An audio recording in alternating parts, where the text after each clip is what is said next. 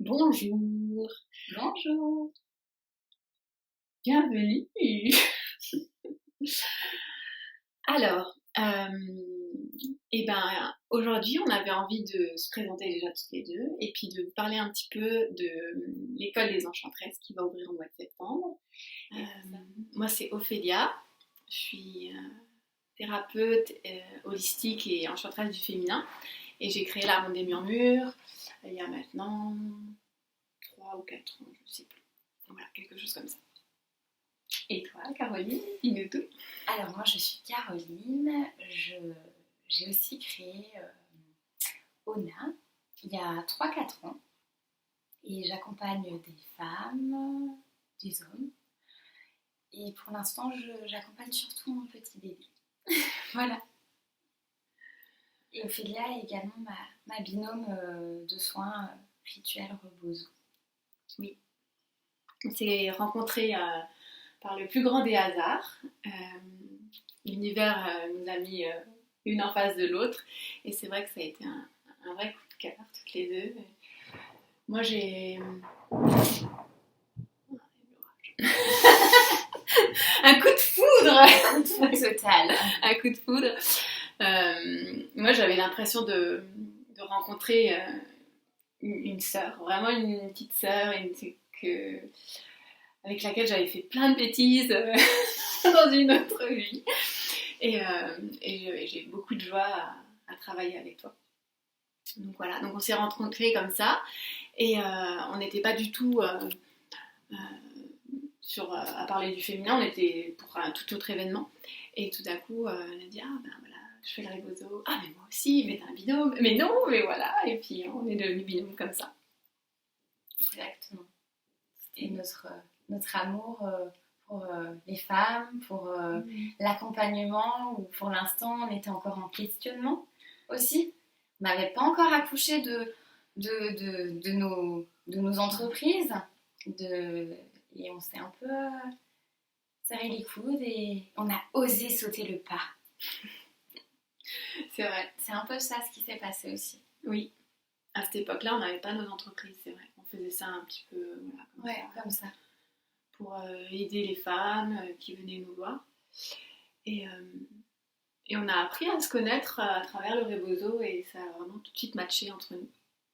Donc voilà, si vous avez envie d'en savoir plus sur le rebozo, je vous invite à nous contacter via nos pages. Qu'est-ce qui t'a amené à vouloir aller plus loin, à créer, à vouloir transmettre? Alors, c'est un processus qui a débuté en septembre de l'année dernière où mon mari a décidé de faire une vasectomie. Et donc, on a comme un accord évidemment. On a 3 enfants et on s'était dit que ça suffisait. Et pour me décharger de mon moyen de contraception, j'avais un stérilet à l'époque. Il s'est dit qu'il allait prendre notre contraception en main. Et sur le coup, c'était vraiment acquis pour moi. J'étais vraiment fière de lui, déjà pour commencer, qu'il fasse ça en tant qu'homme. Et mon côté féministe était super contente. Et donc pour faire cette vasectomie, je l'ai accompagné à tous ses rendez-vous. Je l'ai accompagné pour l'opération aussi. Et puis une fois que ça a été fait, c'était une autre paire de manches. J'ai pas du tout vécu ça bien. J'ai eu énormément de douleurs au niveau de l'utérus et j'ai été envahie par une profonde tristesse. J'ai vécu un deuil de ma maternité, de mon rôle de femme, de je serai plus mère. Et du coup,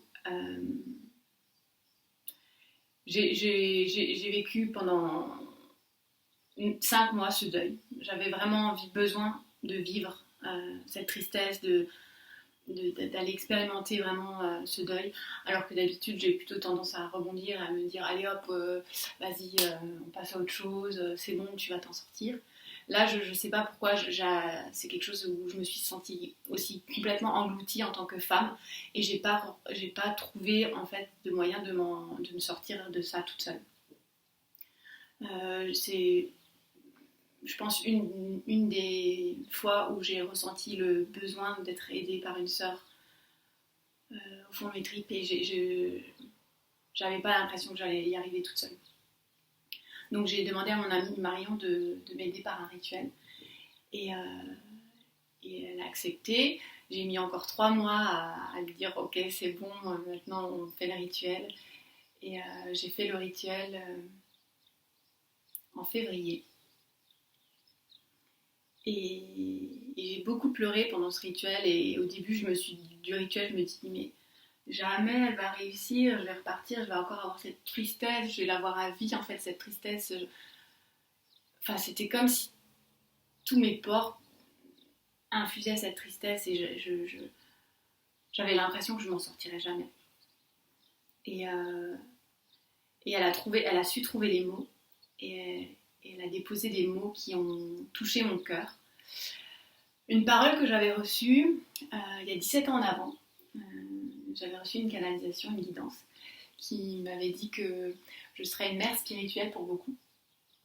Et c'est quelque chose que j'avais mis un peu de côté parce que je me suis dit ce serait un truc que quand je serais vieille, la sagesse, voilà, vieille grand-mère comme ça au fond des bois. Et je me suis dit ouais, bon, ça on le met de côté, mais j'y pense plus trop. Et en fait, Marion, elle m'a ressorti exactement la même phrase. Elle m'a dit maintenant tu peux être une mère, tu seras plus une mère physique, tu ne donneras plus naissance à tes propres enfants, mais tu seras une mère spirituelle. Et du coup, quand elle m'a dit ça, dans mon cœur, ça, c'est toute la tristesse, elle a, en plus il pleuvait ce jour-là, mais toute la tristesse, elle est partie rejoindre la terre-mère. C'est vraiment comme ça que je l'ai vécu. Et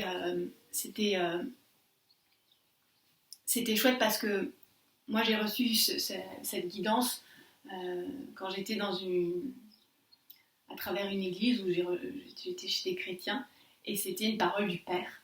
Et là avec Marion, c'était une parole de la mère. Et pour moi c'était très symbolique parce que du coup j'ai eu en fait les paroles du Père, les paroles de la mère qui se rejoignaient en moi et ça a été à ma vie en fait, comme une évidence. Et après, j'avoue que sur le coup, je ne savais pas quoi faire. Je me suis dit, ok, je vais être une mère spirituelle, c'est génial. J'aimais bien, du coup, ça me paraissait beaucoup plus crédible que par contre la première fois quand j'avais 17 ans. Et je me suis dit, cool, je vais être une mère spirituelle. Je ne sais pas du tout ce que ça veut dire, mais c'est cool, je vais être une mère spirituelle.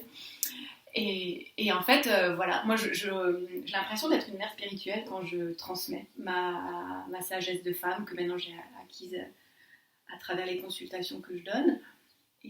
Et voilà, je le vis comme ça. Pour moi, c'est vraiment transmettre et enseigner, c'est maintenant, c'est par là que passe ma maternité et mon rôle de femme aussi. Comme quoi, les femmes qui n'ont pas d'enfants peuvent accoucher oui. de projets. Oui. On est toutes créatrices de quelque chose et... Ouais.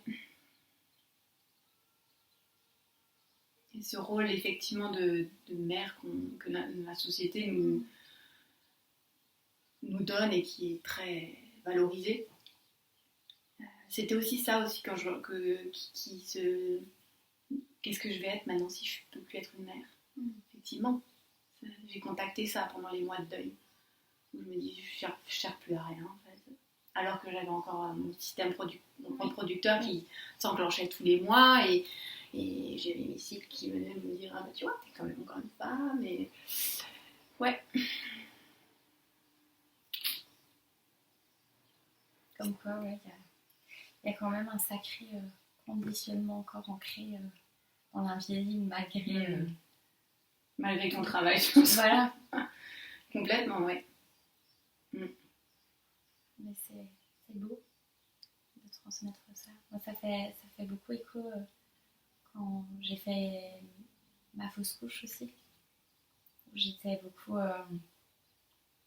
en tristesse à l'intérieur. Et c'est comme ça aussi, après quelques mois, que j'ai accouché d'Ona. J'ai accouché de moi-même. Donc ça me touche beaucoup ce que tu racontes. Je sais pas si on s'en était déjà parlé de ça, mais c'est vrai que c'est important. Et alors, parle-moi de cette école, de cette formation. Et ben du coup, oui, j'ai créé l'école des Enchantresses suite à ça. Qu'est-ce que je peux dire? C'est mon 5e bébé. Ouais, j'ai vraiment l'impression d'avoir accouché de ça aussi. De cette envie d'enseigner qui était là et qui est sortie de moi. Alors, ce que je peux en dire, déjà, j'ai appelé ça École des Enchantresses parce que moi, je me définis comme enchanteresse du féminin. Au début, j'avais marqué thérapeute holistique, j'avais marqué que ça. Et parce que je trouvais que ça faisait sérieux. Es-tu sérieuse? Non, je suis pas très sérieuse. Si, je suis sérieuse, mais pas très... Non, mais c'est vrai que ça a contacté ma légitimité. J'ai travaillé sur ma légitimité, sur qui je suis, sur de quel droit je m'occupe de toutes ces femmes et de quel droit je fais tout ça. Donc oui, au début, j'avais besoin de ce cadre sécurisant et légitime de thérapeute holistique. Ça faisait bien, en fait. Voilà. Et petit à petit, je me suis rendu compte que ça ne collait pas trop avec ma personnalité. Et j'ai cherché qui j'étais. Et j'ai découvert qui j'étais. Et voilà. Aujourd'hui, je me définis comme ça. Peut-être que ça changera dans 6 mois, dans 1 an. Mais aujourd'hui, je me définis comme ça parce que pour moi, une enchanteresse, c'est quelqu'un qui met du beau dans sa vie et qui met du beau dans la vie des autres, qui contacte sa magie intérieure, peu importe, hein, que soit la magie. Ça peut être de la musique, ça peut être de la danse, ça peut être du chant, ça peut être du dessin. Je suis persuadée qu'on a toute une magie en nous. Et du coup, voilà, moi j'aime bien mettre ça en lumière chez les femmes. Parce que parfois on a les dents et on ne se remarque pas. Quelle pourrait être notre magie et nos dons. Et voilà, donc me définissant maintenant comme une enchanteresse du féminin, je me suis dit, je vais créer l'école enchanteresse. Carrément. Si déjà, hein. Autant en faire profiter tout le monde, quoi. Ouais. À la base, j'étais partie, je sais pas pourquoi j'avais envie de ce nom d'école, et alors que j'étais partie sur une seule formation, donc la formation des enchantresses. Et au final, j'ai canalisé d'autres formations qui vont arriver, en plus de la formation très complète des enchantresses. Donc l'école, le mot école prend tout son sens. Et je trouve ça génial en fait, de faire confiance, de poser des mots qui résonnent juste dans son cœur. On ne sait pas encore pourquoi, mais on sait que c'est ça et que maintenant, voilà. Donc on plante une petite graine. Moi j'ai planté cette petite graine d'école des enchantresses et quand je vois comme ça rayonne et comme ça éclot, je me dis c'est juste enchanté. Donc je suis très contente d'avoir posé ce mot, même si à l'époque je ne savais pas pourquoi. Et puis voilà. Qu'est-ce qu'on y fait dans cette école? Je pourrais te dire un petit peu. Qu'est-ce qu'on y fait? Comment ça se passe? Ouais. Qu'est-ce qu'on y trouve? Quelle est la forme? Que ça soit un peu plus clair dans ma tête, dans la tête des autres, pour que ça fasse rayonner et enchanter. Alors déjà, moi je travaille uniquement en présentiel. J'ai besoin du contact. J'ai beaucoup de mal à passer par l'écran. Je trouve qu'il y a quelque chose qui se fait pas. Ouais. Qui se transmet pas. Qui se vit pas. En tout cas, aujourd'hui, pour moi. Et puis pour autant, ce qui est rigolo, c'est que quand je fais des accompagnements en Zoom, ce il m'arrive de faire des accompagnements en Zoom en one-to-one, bah, ça passe quand même en fait. Mais je sais pas, j'ai encore ce blocage de passer Je comprends. par l'écran. Et donc du coup, et puis moi j'aime bien vivre des expériences en fait. J'aime bien vivre des expériences de groupe, j'aime bien voilà, sentir ces énergies à côté de moi, qui se mélangent, ouais, complètement. Et du coup, voilà, pour moi, c'est toutes les formations que je vais faire seront pour le moment en présentiel. Je sais que l'avenir, c'est la digitalisation. Pour le moment, je n'ai pas encore créé ça. Donc voilà. Et la formation des enchanteresses, elle commencera en septembre. Elle va durer 9 mois. Donc c'est une formation longue et complète pour vraiment devenir thérapeute, être thérapeute. Comme une gestation, hein. Ouais, complètement. Donc je vais partager des outils, hein, forcément, enfin ma pratique en tout cas, ce que moi je fais. Donc moi ma pratique c'est les soins énergétiques, les rituels et l'herboristerie féminine. Donc moi je vais vraiment transmettre par rapport à ça, je vais pas inventer quelque chose que je connais pas. Hein. On a fait une petite pause tété. Ouais. Je vous disais donc que c'est une formation que je veux autour de l'expérimentation et non pas pour le mental. Parce que je trouve qu'il y a largement assez de formations qui nourrissent le mental. On apprend plein de choses et au final, on n'ose quand même pas se lancer en fait. On est là, on a plein d'outils, on a le crâne bourré et puis on est chez nous, on se dit ouais ok je fais quoi avec tout ça. Moi ce que je propose dans la formation c'est déjà de se voir tous les mois et entre chaque mois de donner des soins. Donc pratiquer et qu'à la fin des 9 mois on se lance et on y aille quoi. C'est pas juste je suis une enchanteresse du dimanche quoi. Non, j'ai vraiment envie que les femmes, elles osent. Moi, ça m'a fait tellement bien de me sentir accomplie dans mon entreprise et de me sentir à ma place et de pouvoir partager tout ça. Je sais ce que ça fait d'être accomplie professionnellement et j'ai vraiment envie que celles qui en ont envie puissent le faire aussi. Et leur permettre d'oser. Être qui elles sont et oser découvrir leur magie. Ce que je disais avant, c'est... Bah oui, je pense que c'est totalement différent de suivre des outils qu'on transmet. Là, ce que toi tu proposes, tu vas proposer tes outils, mais tu vas les faire se connecter à leur propre magie. Ouais. Donc il y a vraiment quelque chose de différent pour oser se lancer parce que ça connecte vraiment à leur propre identité, à leur propre magie et du coup c'est totalement différent que suivre, je dirais pas bêtement, mais suivre un cursus ou une formation. Là, elles se l'approprient et elles vibrent, elles le vivent.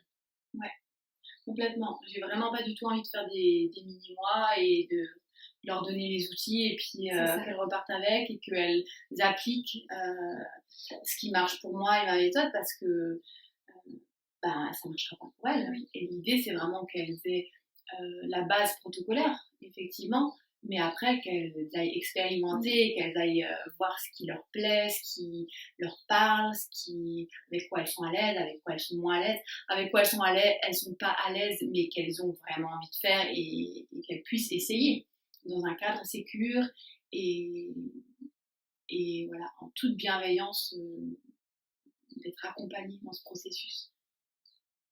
Oui, parce que faire des minimums, oui, c'est pas... Je comprends pas du tout ce fonctionnement. Ça me permet aussi plus ce que tu proposes que suivre quelque chose de tout établi. Parce que ça connecte pas la même chose en soi. ne connecte pas son être justement, sa magie. Ouais, et moi j'ai vraiment, je pense que mon chemin de vie c'est oser la liberté. Et du coup je peux pas être moi-même sur ce chemin de oser ma liberté et empêcher les autres d'être libres. Ouais. Donc ouais, c'est vraiment quelque chose qui me tient à cœur, qu'elles puissent trouver leur propre manière de faire et leur propre protocole. Et d'être libre là-dedans avec, il y en a peut-être qui ont déjà des formations et elles vont rentrer là, elles auront déjà des connaissances que moi j'ai pas. Et super, très bien. Où elles pourront inclure déjà ces connaissances qu'elles ont à travers ce que moi je leur amène. C'est juste se donner un petit coup de pied aux fesses, bienveillant, pour sortir de sa zone de confort, dans un cadre protégé, parce que parfois on n'ose pas et c'est triste. Et il y a quelqu'un qui a besoin d'avoir quelqu'un qui lui donne la main pendant 9 mois et puis qui lui dise mais vas-y tu voles de tes propres ailes, regarde, vas-y. C'est comme quand on apprend à un enfant à faire du vélo. À un moment on le tient, on dit si je te tiens, et puis au bout d'un moment on dit oui je te tiens, et puis on le tient presque plus, et puis après il se lance et il est tellement heureux, tellement fier, et toi aussi t'es fier en fait qu'il y arrive par toi-même. Tu vas toujours garder. Oui. Mais c'est vrai que le cadre, je pense que pour certaines personnes qui ont un peu peur, qui ont des peurs, ou le cadre sécurisant, c'est la base pour après justement aller vers le monde en fait. Et c'est vrai que moi c'est ce que j'ai vraiment trouvé dans ce monde de femmes, de sororité. Donc je pense que plusieurs vont se retrouver là-dedans et rayonneront de leur magie. J'en doute pas. Surtout avec une mère merveilleuse comme toi. Une mère.